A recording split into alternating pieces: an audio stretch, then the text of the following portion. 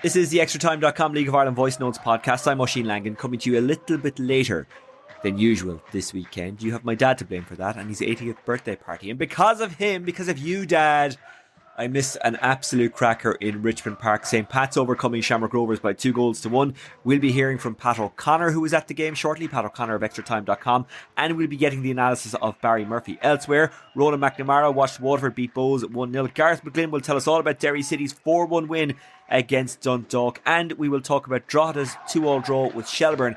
But of course, the match itself not the only talking point from there. We'll also hear from Ballybuffet, where Finn Harps and UCD drew 1-1. Cork City still racing towards promotion with their 3-0 win against Cove Ramblers. Now, the noise you're hearing in the background is the celebrations of the Pats fans at full time following their 2-1 victory against Shamrock Rovers at Richmond Park last night as I speak, and maybe as you listen, but maybe you're listening to this on Monday. Whenever you're listening, you're welcome along. We'll hear from Barry Murphy shortly. We'll get his analysis of the game. But first, Extratime.com's Pat O'Connor was at the match, and afterwards, he sent us this voice. This game had high expectations, and I have to say the game lived up to those expectations, particularly in the second half. Rovers got off to a blistering start. Great goal by Darragh Nugent after only 4 minutes. The ball was walked wide to Dara Burns on the right wing. He clipped in a fairly basic cross with his left foot, and Nugent was unmarked at the penalty spot and just nodded the ball into the net for a good goal. Rovers went on to dominate for the next 15 or maybe 20 minutes, but from about the 20th minute on, they began to settle into the game. Levy and Cavan in particular began driving at the Shamrock Rovers defence, drawing fouls, winning corners. But the game was turned on its head after about 10 minutes of the second half.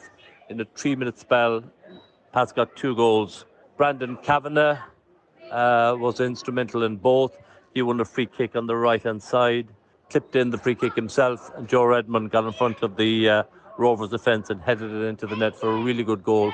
1-1, and we hardly had drawn our breath when 3 minutes later, Kavanagh again took advantage of a poor clearance from the Rovers defence, skipped along the in-line, drove in a low cross, and Alex Nolan, very young player for Pats, met it first time, and the ball nestled in the bottom right-hand corner of the net. So complete change around from the first half. Pats began to defend deep for the last 10 or 15 minutes, but they were heroic. A couple of half chances for Rovers, but they didn't breach the Pats rear guard, and as I said at the outset, it finished 2-1 to St. Patrick's Athletic. Pat O'Connor of Extratime.com sending us a voice note from Richmond Park, where St. Pat's overcame Shamrock Rovers by 2-1. Let's get more analysis of that game now with former St. Pat's, Bohs and Shamrock Rovers goalkeeper Barry Murphy. Barry, you were at the game, but before we start, given that you played for both clubs, who were you supporting last night? I was sat firmly in the middle, Oisin. That's where I was. Come on, Barry. Right between the two sets of fans. No, listen, it was a brilliant occasion. Just even walking down, parking the car and walking down, it was weird, kind of not being nervous walking down to a game of that magnitude and just there to enjoy it. But yeah, what an absolutely fantastic game. 5,015 sellout, 2 great sets of fans, and people were in early as well, just to kind of sample that big game feel. So yeah, a really good occasion. And was it something different? Did it have that big game atmosphere? Because there is a difference between a normal game, and while all games are great, and a game that you just know is special, something's riding on it, means something. Did it have all that? It had everything. And there's so many Dublin derbies a year, you'd think it'd kind of lessen, but every time they come up, they're just so big, walking to the ground with the 2 sets of supporters. You can see the huge amount of fans that were turning up at the game, and they were there early as well. It seems to be a thing this year that kind of people are getting in early now to be a part of that atmosphere, and last night was no different, and it lived up to expectations as well. It's just a really good affair.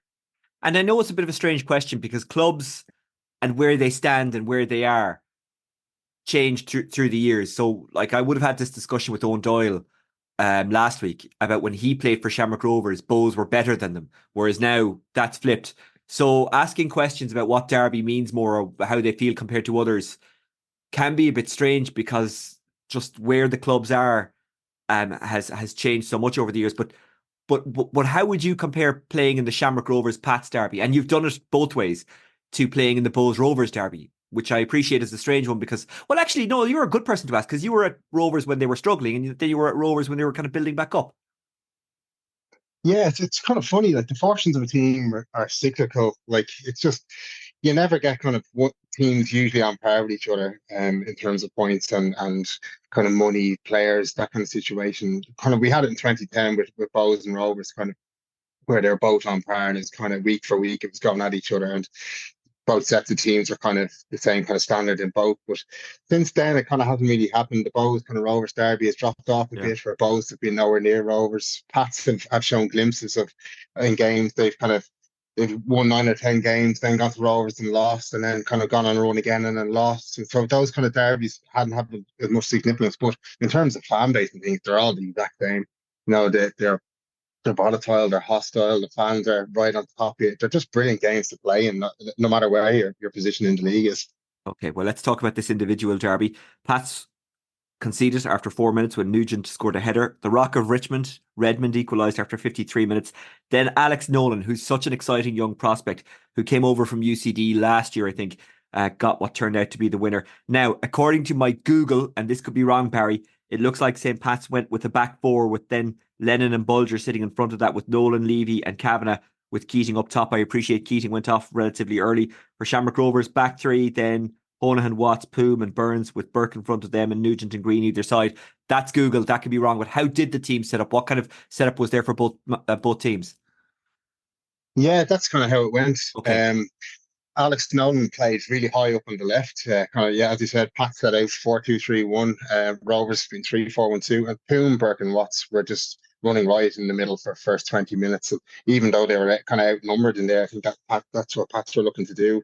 Have Bulger and Lennon sit there, and lads kind of close enough, the next three close enough to him to stop the ball in between the lines. But yeah, Nolan played really high up on the left. With Kavanagh going to the right, and that kind of left Burns in a lot of huge space on the right. He was playing in his familiar position now at the moment, high on the right, and even within like the first kind of few minutes, you could see there's a lot of space here, and Graham Burke was getting on the ball, intricate passes that took out 4 or 5 with one pass, and it didn't take long for that to be punished with Burns getting the ball on the right, and Pass just didn't really deal with it. And even though it was, you could feel it was so obvious from the crowd how they were getting overloaded on the right hand side with Nolan being a little bit too high up, but that was obviously something they were trying to play on.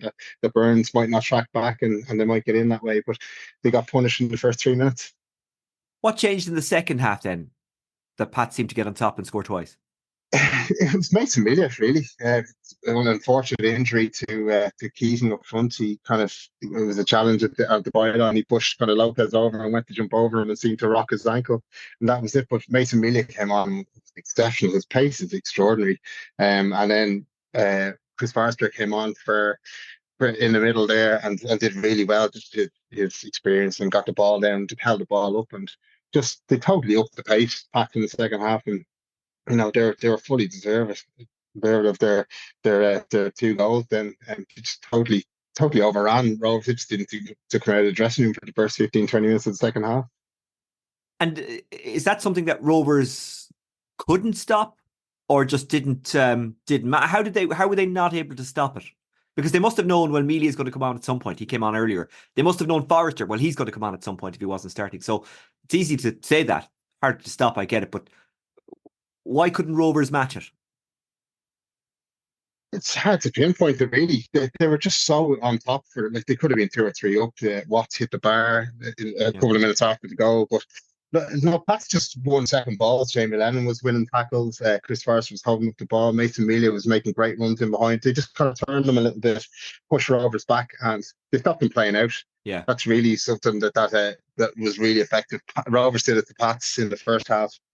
Made them go long, and they picked up every second ball, and that just completely changed in the second half.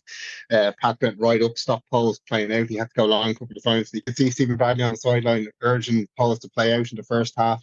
When it was on, and he was kind of a bit reluctant, and then second half, maybe that was in his head again when the ball came back from Sean Hoare, and he's miscued it with his left foot, and it's gone straight to Mealy, and they've got the goal there. Cabinet's whipped it in, and it's a great finish from Nolan. And just like the goal from Redmond don't really set the place alight, and the place was rocking after that. And you felt for that 10 minutes it was only going to be one person to score then, and Pats really took advantage of it a couple minutes later.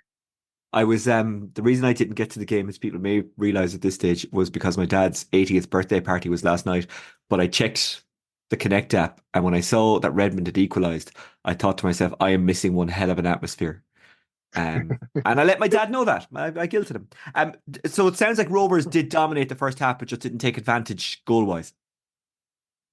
Yeah, they had a couple of great chances.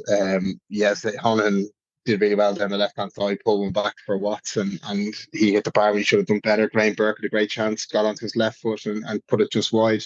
It was really kind of waves of attack at that stage. I thought there's really going to be one winner here, and then, but no, just clicked at half time for Pats. They made the changes, slight change of formation as well, and it just really worked. And then, but I heard those kind of 5 minutes of madness from Pats. Rovers, the last 25 minutes were really on top as well. I think they had 70% possession in the end, Okay. but didn't make too many chances. A couple of balls into the box here and there, and 92nd minute, Sean Hoare, a great chance and a brilliant save from Rodgers. But bar that, Pats were really effective. They kept it nice and tight. Jamie Lennon put his body on the line in front of that back forward, and they defended really well and deserved the win. Is goalkeeping an issue for Shamrock Rovers? I saw a little bit of criticism for Poles online. Now, he obviously made that mistake in the lead into a goal, but overall, has he stepped up to that number one position? And I don't want to sound, by the way, like I'm just jumping on the lad, because I wouldn't do that. And I'm also very wary about criticism I see online, but it's the people who are tweeting aren't bashing him. They're just genuine football observers. But look, there's no one better to ask than you. No, I think it's kind of up in the air at the moment. I think people are really willing him to do well, and there's obviously a really good goalkeeper in there. It's just putting a back-to-back performances together now is Yeah. going to be the issue. Listen, he made a really good save in the first half from Kavanagh. Close range effort that he got down really well to his right, but yeah, the ball back to him tonight. He just has to put his foot through it and get up the pitch, and then you can play out when you can. But yeah, it was just a really poor clearance from him. He'd won in the first half as well. A really poor clearance, but you get punished at this level for that, and they are getting punished at the moment. And that's kind of when you're in that kind of form at the moment, when things are going wrong for you, they tend to go on for a while, and just you can have decisions to make then. Yeah, it's a hard one for him at the moment. But listen, the games they're costing him at the moment. The mistakes they're costing him to turn to goals, and from Pat's point of view, they won't be too disheartened by it. And from your point of view, try and put yourself in his head last night when that ball was coming back to him. Is it tough to make that decision to either play it out or just bang it away? Because all teams now want to play out, but there are times you have to bang it away. And maybe when the ball is rolling towards you, you're thinking, well, if I just bang this away, the lads will give out to me because I've given the ball away. The manager will say, well, we need to keep possession. But then you're the goalkeeper, so you need to make that decision as to when is best to do either. I'd say that's a very tough place for any keeper to be. It is. Well, like you could see, it was on to play in the first half, and Stephen was saying to him, letting him know from the sideline it was on to play. Pat kind of pressed, but it was kind of a half press. The clip was on for the two fullbacks, and he did it a couple of times, and then backed off doing it a couple of times, and then the kind of pressure comes from players around you then to listen, play out here. We're under a bit of the cosh here, but the ball back to him in the second half was there's nothing wrong. There's a good ball from Sean Hoare, and to be fair to him, he looks like he has gone to strike it with his left foot. Yeah. I've watched it back and kind of looked at positions of players on the pitch, and it doesn't look like he's tried to find anything because there was nobody to find there. Pat could press right up, so he has gone to strike with his left, and he's miscued it, and Amelia's gotten away with it. So to be fair to him, it looks like it's just a shank more than trying to be clever and play out. But yeah, just things aren't really going right for him at the moment. Okay, well, yeah, I hate seeing things going wrong for an individual, and goalkeeping is such a lonely position. I'd say it's even tougher there. Pats seem to play well or get results when they've pace in the squad, pace in the team, and last night was yet more evidence of that. Do you think Melia needs to get starting time from here on in, and Nolan maybe the same as well? I think he has started the last couple of games. To be fair, Yeah, the two lads were brilliant. Just I couldn't believe Mason's pace when I saw it live. Like he was knocking the ball 2 or 3 yards past lads and taking them on and overlapping them. And it pushed Pat right up the pitch. And like don't mean to sound bad to Keegan, he's got his obvious strengths as well. His goal scoring is phenomenal, but it totally changed things. It gave him a real outball, and the same with Nolan. Nolan kind of blew a gasket down about 70 minutes. But when you're looking at Mason, maybe you're thinking he should be starting games and then take him out after 70, 80 minutes when there's nothing left in the tank. But the same when you can marry that with the skill of a Forrester in midfield, and like he can find with those passes and those out balls, then yeah, it's a much more potent attack, and they just look much better when the two lads are playing. And it's typical of me. I've been caught by the dazzle of the speedy players, but Bulger has made some difference as well. He's also started the last 2 games, and it's no coincidence that those 2 games have gone well for the Saints. His engine was phenomenal. The 92nd minute, he was overlapping lads into the corner. He was brilliant. Himself and Jamie Lennon just kind of were phenomenal in there, breaking up attacks. And he's got that little bit of nous as well. He can play a little intricate pass, and he's got a bit of both. He's got a bit of everything. He's been excellent the last 2 games, and when you look at the results, you can't fault him being in the team. And going forward, you picked up 2 wins with him being in the team. And on Rovers, do they need to tweak anything, or was it just a case of if they'd taken their chances, they would have been fine last night and then they were caught? Or how do you look at it? I think if Dylan Watts scores there, but to go 2-0 up, I think that's game over, and they probably would have gone on 1-3 or 4. You see how Pat reacted and scored 2 instantly. That was nearly the same case for Dylan down the other end. That could have been 2-0 and game over. But they were missing so many players as well last night. I was in the kind of in the centre. I could see the lads walking up into the stand. The lads they're missing. The Gaffney was missing. Johnny Kenny was missing last night, which is one he probably would have started or made an impact off the bench. But Darren Nugent did well. It's a big lad. Took his goal really well. But when you're looking for the last 10 minutes to bring on, you were bringing on Gary O'Neill, Richie Towell, just wasn't an obvious goal scorer among them. That's going to make a difference. They were kind of centre mids and things like that. Not pacey players either, are they? No, exactly. And when Pats are sitting in like that with 10 minutes to go, you need somebody that's going to make a bit of a difference. And they weren't really the players to bring on, but obviously it's down to personnel at that stage. But yeah, for the first time, Rovers kind of squad looked a little bit stretched last night. Barry, just before I let you go, we're almost through the first series of games. It's completed tonight when Sligo Rovers take on Galway United. What have you made of the League of Ireland season so far? It's a very general and all-encompassing question, I appreciate. I think everyone bar Dundalk has kind of shown glimpses of what they could do, and then shown bad spells as well. Shells are really the only standout so far that have kind of gone on any sort of real run, and you can obviously see that in the difference. Derry look like they're starting to pick up a bit of speed now as well, and Pat, for all the pressure maybe over the last couple of weeks, Pats are up to 3rd now. It's crazy how close and tight the league is, and Bows aren't far off. It's just like it's incredible, to think that anyone 2 wins can bring it right up into the top 3 in the European places. It's bar Dundalk. I think it's such a really. I'm sure they'll come as well. They'll have their spell where they get back up into things, but yeah, it's just really close, and it's just so exciting. You're going into every game and really genuinely not knowing who's the winner is going to be. It's been really enjoyable so far. Barry, it has also been really enjoyable talking to you. That is, of course, Barry Murphy, formerly of St. Pat's, Bows and Shamrock Rovers, joining us on the Extratime.com League of Ireland voice notes. He was at the game in Richmond Park last night, St. Pat's beating Shamrock Rovers by 2-1. Barry, thank you. Thanks, Oisin. Right, let's go to Dalymount Park, where Bohemians lost to Waterford, 1-0 the final score. Extratime.com's Ronan MacNamara was there, and afterwards sent us this voice note, starting by telling us who scored. Padraig Ammon's brilliant first half finish after half an hour, proving the difference between the two sides. And in truth, Ammon showed Bohemians what they're missing and probably what they're going to be lacking for most of the season since Jonathan Afolabi's departure in the winter. He hit a brilliant strike across goal from 6 yards, a very tight angle.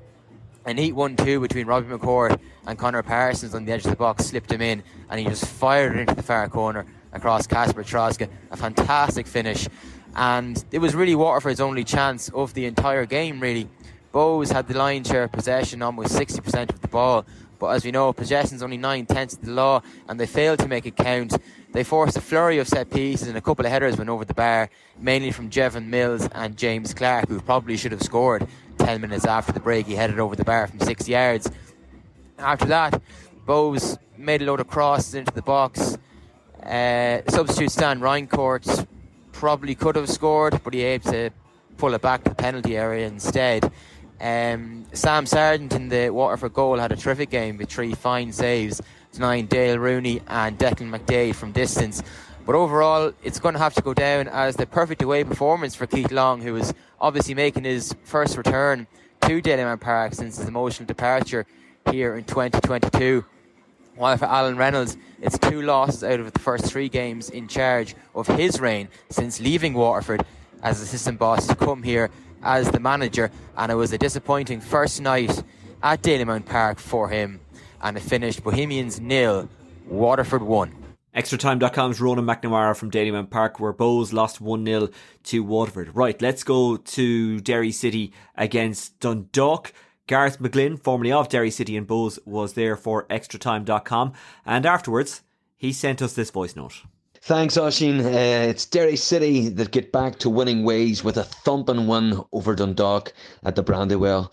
3 second-half goals, including a cracker from Will Patching, brought a much-needed win to Rory Higgins' team. And I think it's Derry's first win in 4 games. The first goal arrived around the half-hour mark when Danny Mullen turned Paul McMullen's cross into the path of the impressive Adam O'Reilly, whose shot deflected past Monroe and into the bottom corner. The hosts wasted no time in doubling their lead after the break. It was only 33 seconds. Derry starting the second half really well, and it was thanks to a spectacular effort from Will Patching, who collected the ball from McMullen, it was, and he was about 20 yards out from goal, and he arrowed a shot directly into the top corner. And it was incessant pressure then from Derry City, who were playing with, to be honest with you, the most confidence that I've seen them playing with this season.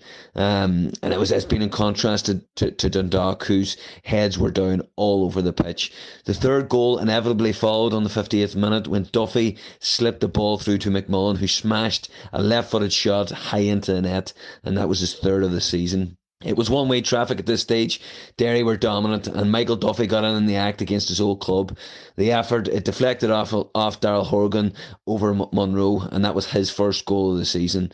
Dundalk did pull a goal back 15 minutes from time when Ryan O'Kane broke through to drill a ball past Brian Maher, but it was nothing more than a consolation. It finishes here at the Ryan McBride Brandywell Stadium. Derry City 4, Dundalk 1. So unfortunately, another bad night for Dundalk this season. They've yet to win a game in the Premier Division.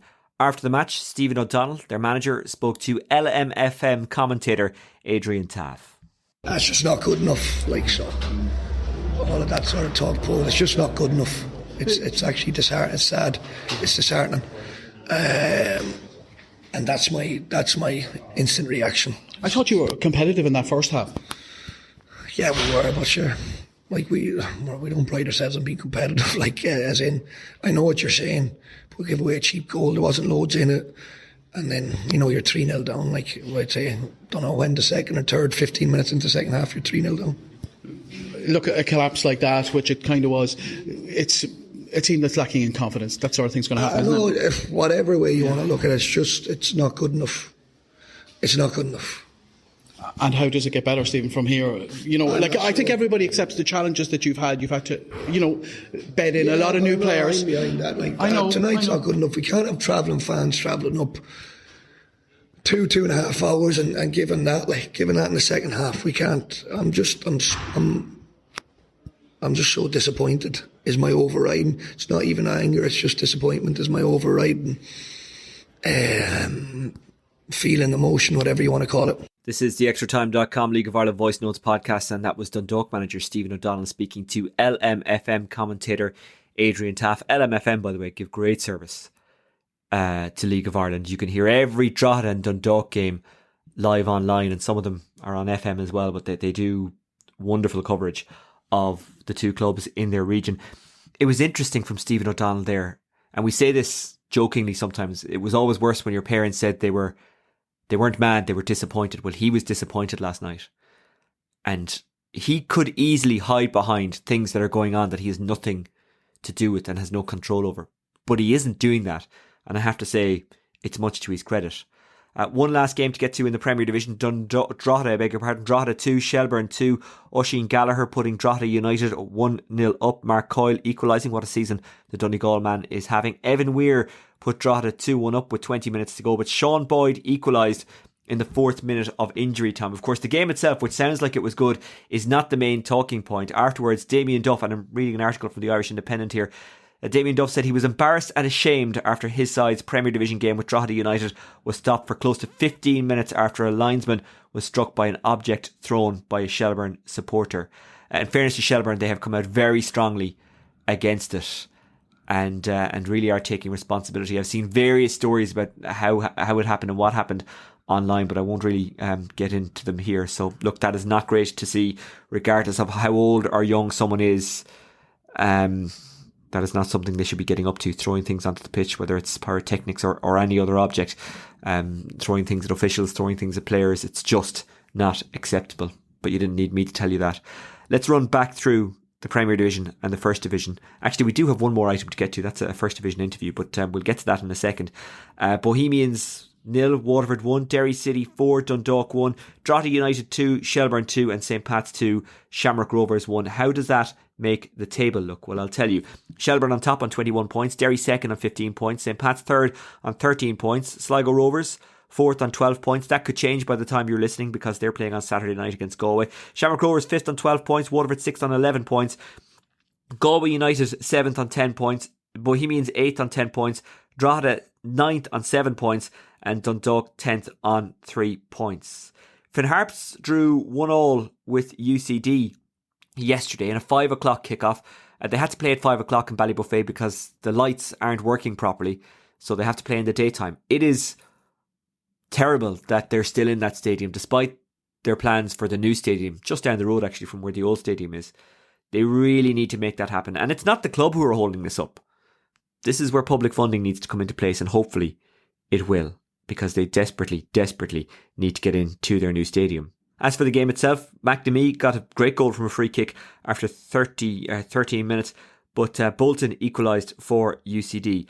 After the game, Noe Baba spoke to Nigel Hegarty. Now, I have to say I don't know too much about Noah. He joined Finn Harps last year from Castlebar Celtic. Before that, he came through the underage setups at Fulham and Birmingham City. He also played with Macclesfield and had spent the last 4 years playing in Germany with Lupo Martini, Fortuna Cologne, and most recently KFC Erdingen.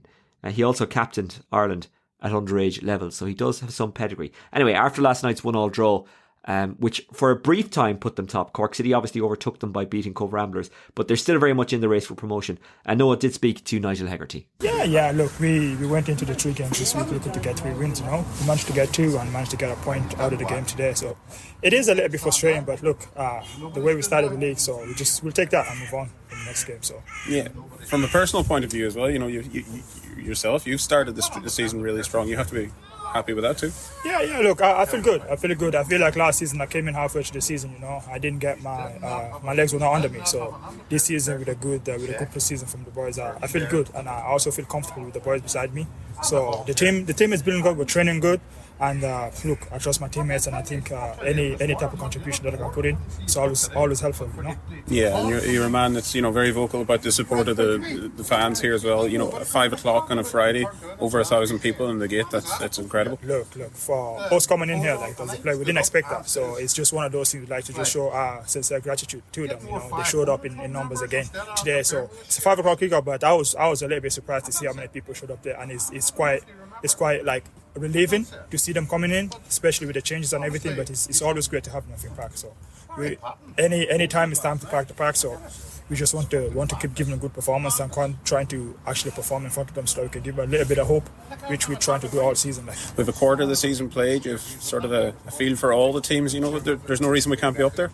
Yeah. Look, I trust my teammates. I trust the coaching staff. I trust everything around this place. So for us, it's one game at a time. We don't want to go too far ahead of ourselves in regards to just trying to predict anything. We're taking it game by game like we did today, and we're just going to go into Athlone now, just hoping to just trying to get something from the game. There was a little bit of background noise there, but I hope you enjoyed that interview with Noe Baba. Always good to hear from Finn Harps. They're doing wonderful things as a club, and because of their location, they do have it tougher than most clubs. But somehow they plough on and drive on, and I really hope they get into their new stadium. Let's just remind you of the results from the First Division last night. Finn Harps 1, UCD 1, Bray Wanderers 3, Athlone Town 0, Cork City 3, Cove Ramblers 0, Kerry 3, Longford Town 0, and Wexford 3, Treaty United 2. Now I do want to do something on Kerry in the coming weeks, and I've always actually wanted to do something. I just haven't had a chance to get to one of their games. But last night, that victory against Longford was their first ever home victory in the League of Ireland. So congratulations to them. Today, as you listen, well, today as I speak, it might not necessarily be today as you listen, Sligo Rovers take on Galway United in the SSE Electricity Men's Premier Division, and that one kicks off at 7:45. It's live on LOI TV, but if you can't make it to a telly or a laptop or watch it on your phone, you can listen to it on Galway Bay FM or Ocean FM, so there's plenty of coverage of that game to come. Now, I know what you may be thinking. You haven't mentioned the Republic of Ireland against France. They lost 1-0 last night. Eileen Gleeson's team back in action again on Tuesday night when they take on England at the Aviva. Extratime.com will have not one but two reporters at the game, and we will have a podcast out either late on Tuesday or early on Wednesday covering that game and also kind of reflecting on the two games in this international window as a whole. So we'll have lots to come on the Republic of Ireland women's team, and of course you can read lots about them on extratime.com. I do want to pass on my condolences and the condolences of the extratime.com team to Colin Healy and his family following the sad passing of his wife Kelly. We're all thinking of the Healy family at this time, which is not an easy time, but we're sending them our thoughts and our prayers. Before I go, let's take a look ahead to the fixtures next week. On Friday night, Drogheda United take on Derry City, Dundalk up against St Pat's, Shells meet Bows, Waterford take on Galway, and Shamrock Rovers take on Sligo Rovers. That one kicks off at 8, the rest off at 7:45. In the First Division, Athlone Town take on Finn Harps, Cove Ramblers are up against Wexford, Treaty United play Kerry, and UCD welcome Cork City. On Saturday night, there's a full programme of games, or Saturday afternoon I should say. There's a full programme of games in the SSE Women's Premier Division. Shelbourne take on Shamrock Rovers, Cork City up against DLR Waves. Galway meet Bows, Treaty United play Sligo Rovers, and Athlone Town take on Peamount. In the First Division, at 7:30, Longford play Bray. That's almost it for the Extratime.com League of Ireland Voice Notes podcast. If you've come this far, it means that you don't hate us. I hope not anyway. I know I say that every time, but I hope it's true. If you could like, subscribe, comment and rate on whatever platform you listen to this podcast on, we would be eternally grateful. It really helps us out. Don't forget, Luke Jordan is back at some stage during the week with the League of Ireland podcast, and of course I'll be back late on Tuesday or early on Wednesday with the podcast focusing on the Republic of Ireland's clash with England and the two games against England and France as a whole. You can get me through @Oisin Langan, or you can contact Extra Time on X through @Extratime News. You can also check out everything that's going on in Irish football through the website extratime.com. Until next time, take care. Bye bye.